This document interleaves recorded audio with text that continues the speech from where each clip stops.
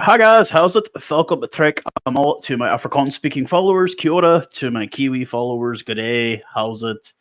How you doing to everyone else? Yes, no Springbok rugby this weekend, but I have to do my prediction videos. It's your chance to be able to say that this Yank is cool or this Yank doesn't know what the hell he is talking about when it comes to the game of rugby union.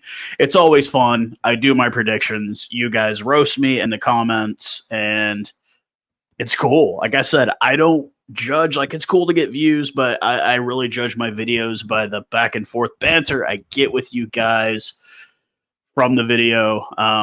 Once again, thank you guys to all my new subscribers, you guys coming around. Anybody that's checked out the podcast with my boy Binge Republic SA, a young bloke out of East Rand, Johannesburg, there in Gauteng, man. We've got another exciting episode we're recording this weekend.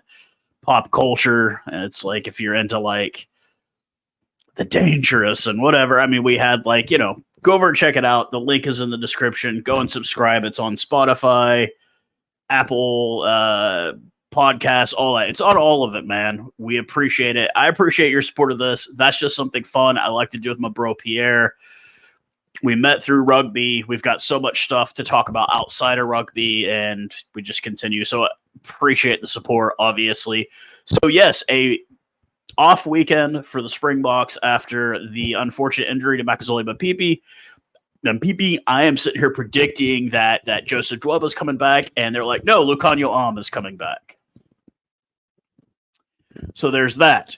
But that's not what we're here to talk about. We're here to talk about my predictions for the fifth week of this 2023 Rugby World Cup.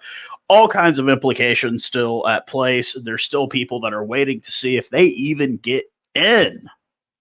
But as we always do, I will give you my predictions, and you guys can give me the feedback on that, good or bad, whatever you think it is. So we will go with the first game on the week. We have the All Blacks taking on Uruguay. The All Blacks doing absolutely great against Tier 2 teams, not so much against Tier 1 teams. But, they're getting the confidence back. I have picked the All Blacks to win by 42. I don't even think it's close, and they'll continue doing what they do to Tier 2 teams. Unfortunately, they won't be playing Italy, Uruguay, or Namibia in the quarterfinal, but we'll cross that bridge when we get to it. The second game of the week, we have got France and Italy. Italy took an absolute thumping from the All Blacks last weekend, and I still think they get beat, but not at quite the great margin. I have France winning by 24 over Italy. Moving on, we have Wales and Georgia. Welsh, I got to hand it to Warren Gatland, man, and I'm going to do a video probably towards the end of the Rugby World Cup where I've got some predictions for the future of international rugby, and he is a big part of it. Just watch where he ends up. I have got Wales beating Georgia by 18. I figure that's a fair margin. Then we have the Palms of England versus Samoa, the mighty Samoans. And I do have England winning by 11. I'm pretty sure you're like, they're going to beat them by way more than that. I don't like the Palms. I wish I could say they're going to lose every game. That is probably my least liked international side, is the Palms, is England. But I have them beating Samoa by 11. Next, we have Ireland and Scotland. This is one with massive implications in Pool B, the only pool in this Rugby World Cup to feature 3 of the top 5 ranked teams by World Rugby rankings. Ain't that some cock? But we have Ireland and Scotland. I mean, I've seen like the mathematical implications of what has to happen for the Springboks not to advance, or for Scotland and Springboks, or I'm not a math guy. Math was never my strong subject, but I have Ireland. I have picked Ireland to beat Scotland by 15. Probably should be more than that, but I'm going to say 15 just to keep it fair. Next up, we have a game between 2 potential teams that could be moving on. We have the Brave Blossoms of Japan versus the Michael Chica coached Los Pumas de Argentina. If there's been any team that has disappointed me in this tournament, it has been Argentina. I picked them to sweep their pool, and they have not really done all that well. Obviously, losing to a down England, but I have picked Argentina to beat the Brave Blossoms by 9. Probably should be a bigger margin, but that's what I've picked. Next up, we have the team that, man, they made us work for it last weekend. They made the Springboks. I tip my hat. We've seen the photos, the prayer circle, the mighty Ikalitahi of Tonga taking on Romania. And I think Tonga, it's a wash. I think they beat Romania with ease. I've only picked by 14. Probably could pick a little bit more, but I've only picked by 14. And hats off. I still can't get over Ben Tomafina, their captain. 326 pounds of just go. And I told you guys when I did the pregame video for that, I have massive respect for Tonga. I've been talking to Kurt Marath a bit online. That's Tonga's leading scorer of all time. He was a fly half. And we've talked about some crazy memories.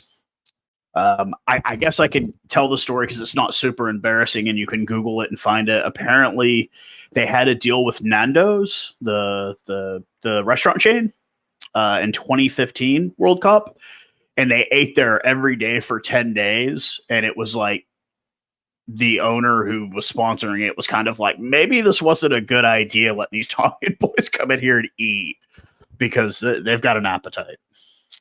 And then finally, to close out the weekend, we have Fiji and Portugal.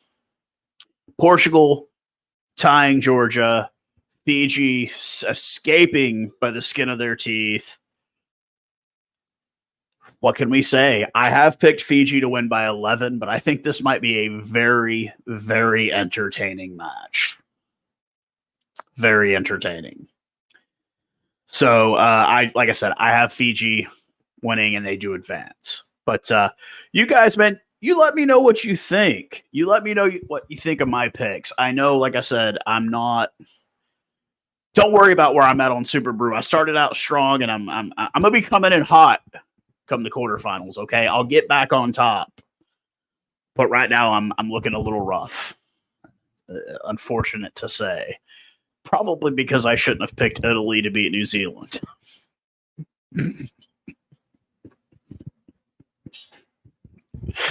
Yeah, that one's really biting me in my ass right now. But, hey, it's all about fantasy.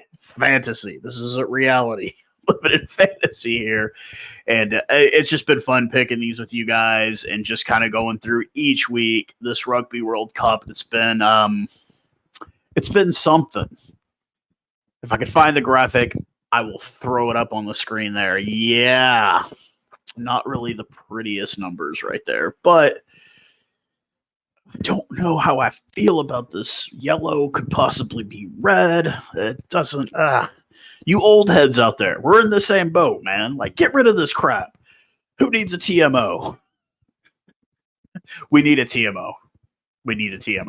But still, it's kind of like one of those things that, like, if you have like 65, 70-year-old dads who are probably like, what the bloody hell is this? Why do they got all these caps on? They don't need any of that. Rub some dirt on it. You'll be fine. But no, crazy World Cup so far. Obviously, the excitement does not end this weekend, as after this weekend, it's showtime. It's do or die, win or cry.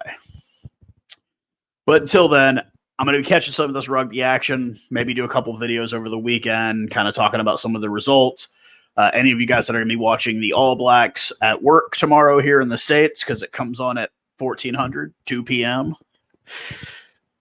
I'll be working. I'll have it on the laptop screen though, but I'll still be working. I promise. If any of my bosses watch this video, I promise work will get done. But until next time, hope you guys are safe. Hope you're with your family. If you got family, I hope you got food in the fridge. I hope you got a roof over your head, and more than anything, you're safe. Cheers, guys.